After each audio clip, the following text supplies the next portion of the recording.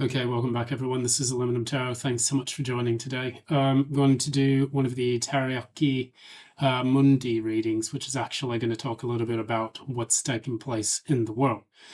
And if you've been living under a rock these days, I mean, you probably would not have been able to see the news that's taken place across the Middle East, which is basically a World War III breaking out, which is not something that I expected to see on my way to a nice happy concert, to kind of think about some other things in life.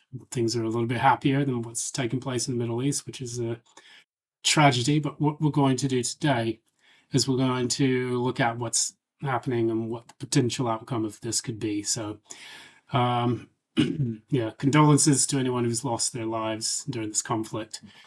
This is a very unilateral and unprovoked conflict, which I hope brings about peace and reconciliation sometime soon. I do not see it going that way, which is the reason why we're doing this reading today.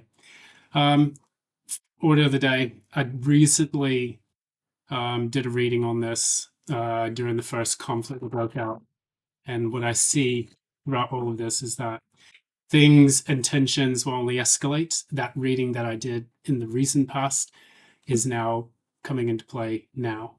And we have seen a massive escalation of this. This is not going to die down anytime soon, and I think it's going to be until the last man standing. That's what my intuition tells me. But what I will do now is I'll pull some cards to talk a little bit about the conflict and what we can expect to have happen. I'm just going to read what the cards say and hope for the best, but prepare for the worst. So, as always, if you like what you see here, please be sure to give a like, share, subscribe, ding the notification bell so you don't miss any updates from future postings. And also, if you would like to support the channel, just do the things I just mentioned, and you can always throw a few quid in the PayPal link in the description box below. So that's going to be pretty much it from that side of things. I was not expecting to see any of this take place so quickly. We were all in negotiations, it seemed at the time, but of course, the so-called maverick president of the United States has decided to do things his way with the leader of the Israeli state. So we're going to pull the first card, which is going to come from the Steampunk Tarot, and the oracle that accompanies it. So it's going to be the Lenormand Oracle. So what is the overall theme of this? And we have here the ship. So this is about travel. It's normally a sign of good things to come. And I would like to say that this is also a card of expansion, that being a number 3. What I do see, however, what this is telling me intuitively is that there's going to be a significant buildup of a naval presence within the Strait of Hormuz. I think there's going to be gunboat diplomacy on the behalf of the United States and Israel moving into this conflict. That's the way I see it here. And furthermore, what I see is I look at these stormy waters that are taking place here, and I see that there's going to be probably an attempt to break the embargo that will eventually get placed on the Strait of Hormuz. I'm going to pull one more card just to see what else we can find in these details, and then we'll go from there. So what else can you tell me about the overall energies taking shape? Okay, so we have the Fox.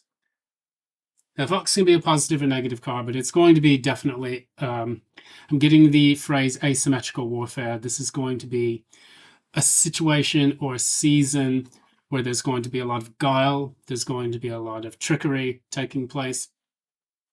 Asymmetrical warfare, as in we know what our strengths lie in a specific form of conflict or combat. So we're going to use asymmetrical means to overcome those shortcomings. So regardless if your enemy is a larger or more well-funded enemy, what would take place instead is a form of asymmetrical warfare that would be able to undercut those capabilities, because you don't really need a lot to win a war. We've seen what happened with the Taliban, which was drawn into a 20-year conflict, roughly. I think it started in 2001 and it ended 2022. I remember the Afghan kind of migrant crisis that took place, and then all of the people started coming into the United Kingdom, United States, and other places around the world due to the fact that the Taliban had taken control. Don't quote me on that. Go back and read the newspapers to see for yourself. So we're going to pull 3 cards for the United States.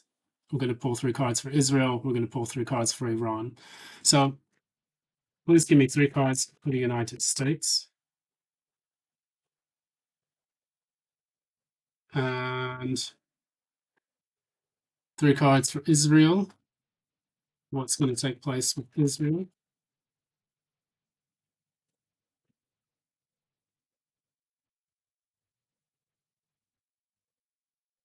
Okay. And we'll have 3 cards for Iran. Let's take place with Iran.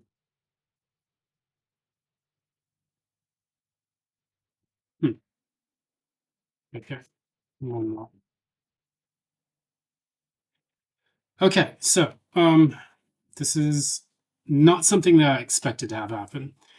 Bottom of the deck, we have the King of Pentacles, which means that this is going to be a war where there are the most pragmatic and stable plans that come into play, which will then lead to a mastery of the battlefield. And the good news is, for some, would be that in their respective territories, they have the advantage of knowing the battlefield and the lay of the land. So despite the intel that is gathered, to attack a specific country, say, for example, Israel knows its own territories. Iran also knows its own territories, and Iran possesses a significantly larger amount of land and territory. So any kind of army advancements or marine advancements, Marines are normally the people that go from the water into the country that they plan to attack, whereas the army secures that land. And I do see that there's going to be a significant difficulty in any other Middle Eastern territory to take the land of Iran.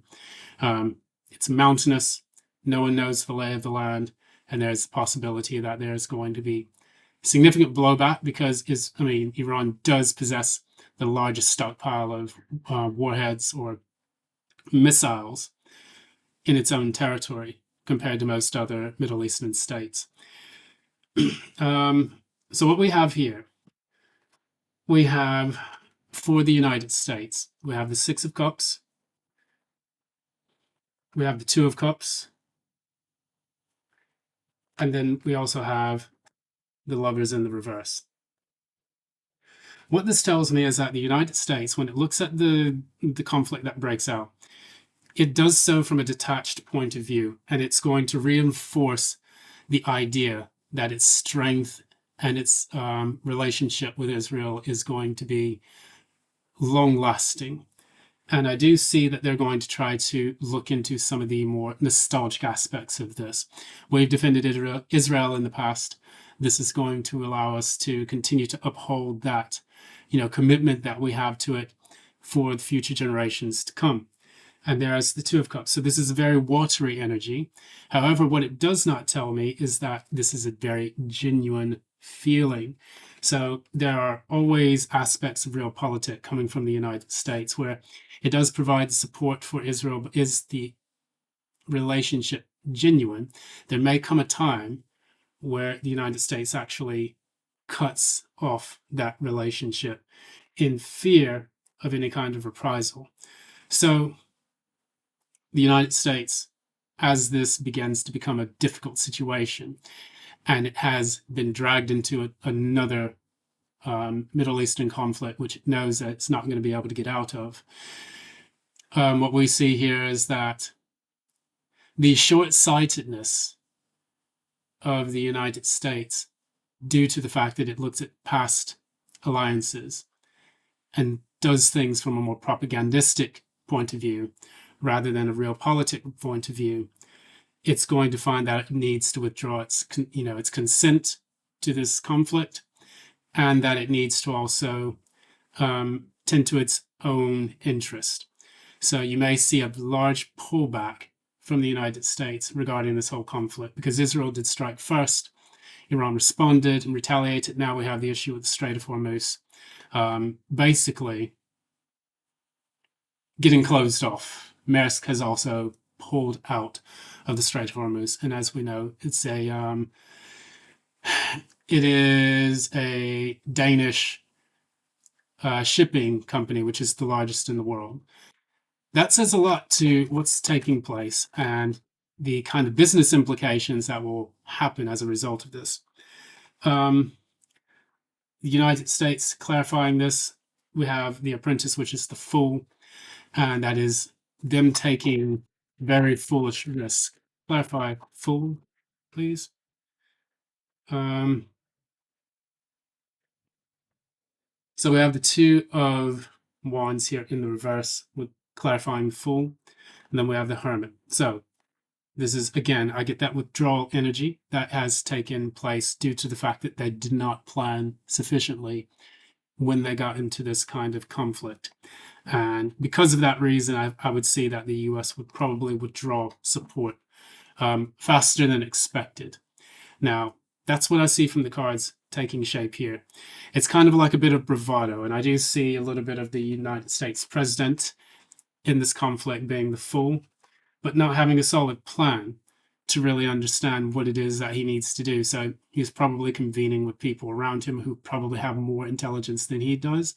And I mean that in the most direct and brutally honest form possible. So,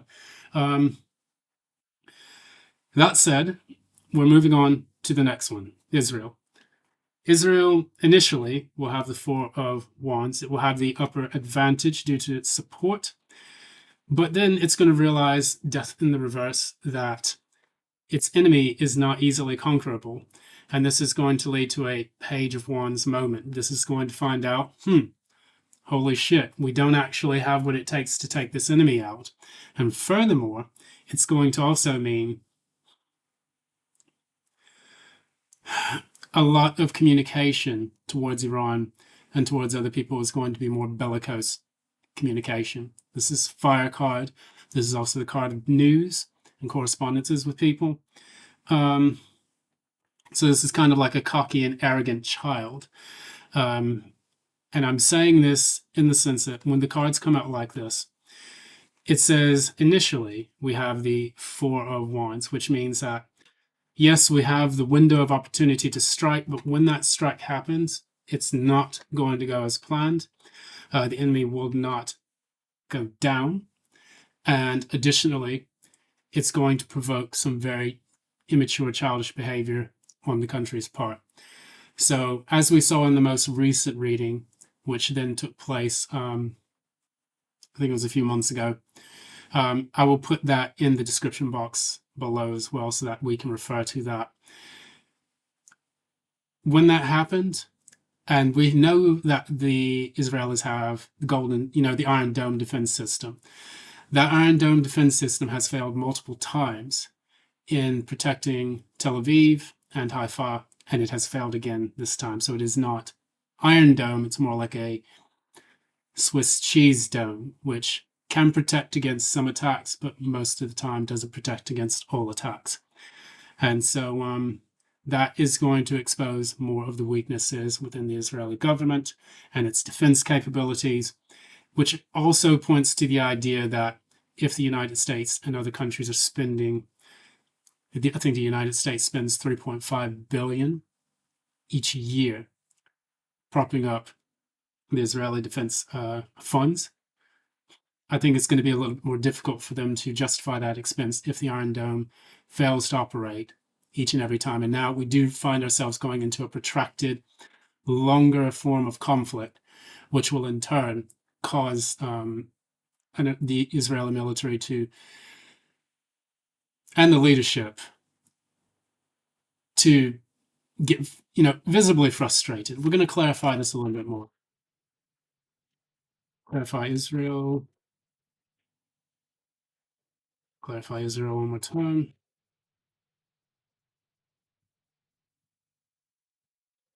Okay, so what we have here, we have number one, the High Priestess, and then after that, we have the Eight of Pentacles in the reverse. So initially, Four of Wands, we have a very strong first attack. What we see afterwards, as they incur more damage and they realize the enemy is not going down without a fight, this is going to make them go inward and they're going to have to back off again. So what we have, this will be the second time, I believe, that Israel will back off eventually after intervention from third parties. The first third party to get involved was the United States with the strike against Iran. And this time it's just going to be a war of attrition where it's like, we haven't been in a long-term war for ages. Now we are building up our defense capabilities, but it's hard to defeat an enemy on its own soil. And secondly, it's also very difficult for someone to wage war with a demoralized military, presence even. So I think that what we will see here, this is just based on the cards that I see now. Eight of Pentacles in the reverse and the High Priestess. It's like we need to have a long conversation with ourselves about what it means to get ourselves involved in this war. This means that we're losing tourism. We're going through our cache of weapons. Buildings in our, city that have attracted investors for ages are now being detonated and thrown to the ground. And it's making us seem that we are losing more. And I'm getting the words Pyrrhic victory, if this does become a victory at all. The cost of war is too high for us to continue. And although it seems like we could be opportunistic, Four of Wands, in going after the Iranian government, it's not toppling the country or the government. It's emboldening more people to join the fight. And perhaps this is something that we didn't think through before. So, that said, we're going to go over to Iran. And this is the other part. These are the cards that came out for Iran. I have pulled them, I've shuffled them now, and this is what I got. Six of Wands, Five of Swords, Nine of Cups.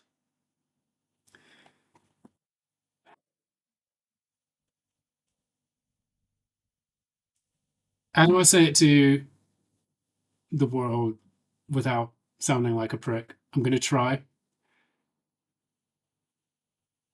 Don't write a check your ass can't cash is the expression that has come into my mind intuitively. That is precisely what the Iranian military is going to do. A lot of people think that when a country is under sanctions and that they are being attacked from all sides and that, they're trying to create regime change, this is not going to be a war like Iraq, and this isn't going to be a war like Venezuela or a targeted mission, which is what they have tried to justify this in Congress, or like at least from the Trump administration. The Trump administration has said that because these are targeted attacks, that this was going to not require congressional approval. Well, Congress, I think it was one of the senators from Tennessee, has called in a vote to determine the legitimacy of unilaterally going to war with country. And I think that many people within the House of Representatives and Senate, Congress in general, are going to be vehemently opposed to this, and there's not going to be a majority of people that will support Trump's decision to do this. And this is what I'm getting intuitively, because Trump knows that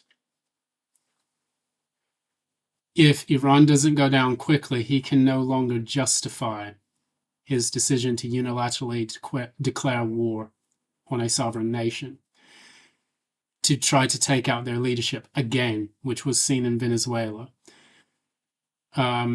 which has not taken out the leadership in Venezuela and will not take out the leadership in Iran either. So that said, it's going to appear to the US leadership, or at least the governing body, Congress, that the president has become extremely reckless and endangers the lives of American citizens. Because now that this is not stopping anytime soon, we're going to see over the next few months that, again, the United States and Israel wrote a check it could not fucking cash. And I'm speaking intuitively.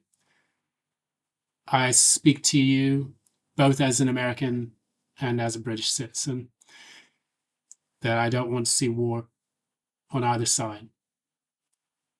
Everyone deserves the right to a sovereign nation where they take care of themselves and take care of their own. And this just seems like a very pointless endeavor. I'm going to pull a few more cards. Try not to get too preachy.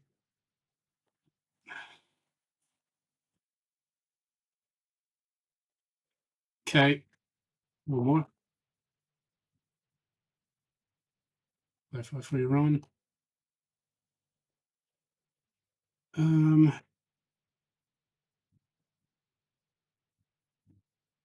What else for Iran? So, firstly, we have Temperance, Spirit Gauge in this card. Temperance is all about experimentation, finding the right solution for something after there has been a period of death, a period of sadness, desolation. And it's about finding a creative solution that can help to circumvent that. In addition, it means to come to balance and also try to find a way to allow yourself to no longer be under the yoke of an oppressive situation. So if they're at war and they are at war with a very powerful enemy, which is the United States and Israel, potentially other Gulf nations, Persian Gulf nations, what this means is that they're going to use this fox energy to overcome the situation. It's going to be very asymmetrical, and it's not going to be something that people like. You've already seen what's taking place in this asymmetrical fight. Not only did they attack US and Israel, but they also attacked other Gulf nations like the United Arab Emirates, Qatar, especially. It went after Kuwait, Bahrain, and a few others. So this is not a war where it's just going to be one specific entity they're fighting. It's going to be all of the ones who Iran believes emboldened the United States' presence in the Persian Gulf. And what I see here, the moon in the reverse, which means that things are going to come to light very soon. A lot of those secret plans will come into the fore. And I see the Two of Swords. So I don't see this as a stalemate. I'm going to clarify the Two of Swords.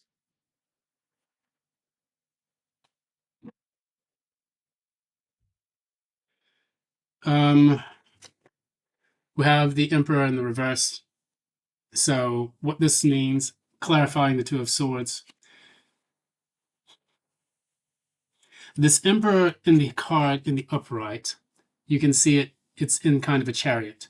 And this does give me chariot vibes when it comes to that. The Emperor is in the chariot when it's moving forward. And that means that progress is being made. Emperor in the reverse.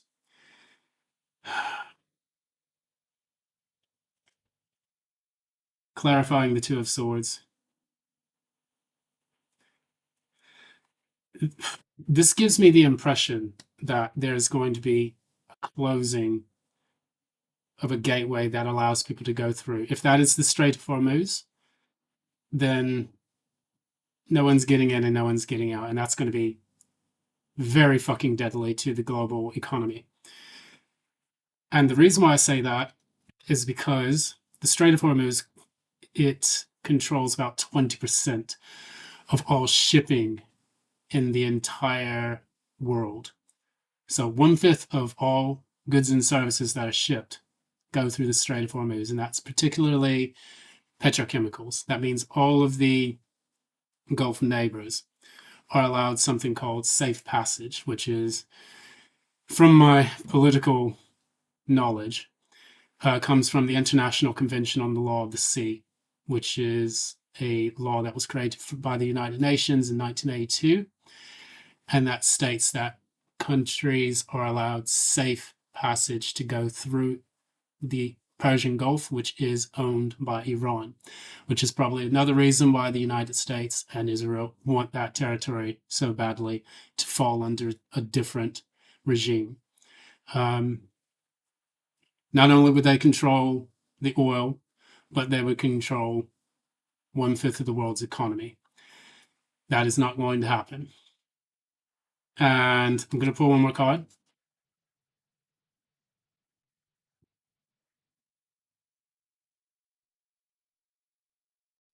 It's a bunch of cards that fell out.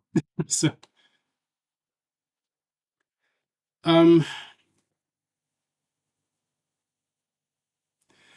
feel like there's too many cards that fell out, but I mean, I'll show you what I got. I got the Star in the reverse. I got the Queen of Wands in the reverse, and I got the Three of Pentacles in the upright. This does not come off as Iran per se. With the Two of Swords, them closing that territory, I see the Emperor in the reverse as a kind of reaction from other people who want to use the area. It's going to create a very difficult economic situation. The Comet in the reverse, the Star in the reverse. That is also the Star of navigation, which means that no one can navigate through that area anymore, which also means it's going to piss a lot of people off who have a lot of money. And then also it's going to force people to come to the negotiation table with the Three of Pentacles, sorry. So that said, this is going to be a very fucking difficult war. Five of Pentacles in the reverse, which is going to prompt certain ideologues to think more pragmatically about the way they deal with other nations. And despite the idea that many countries want the territory of Iran, and because this was a unilateral strike, it's not going to be an easy war, and I don't see Iran losing this war. I see two countries who think they have the military expertise to defeat an enemy that has been under sanctions for a long time, but actually they find out that, wow, this group is actually very advanced. What is the oracle message for this reading? Then we'll bring it to a close.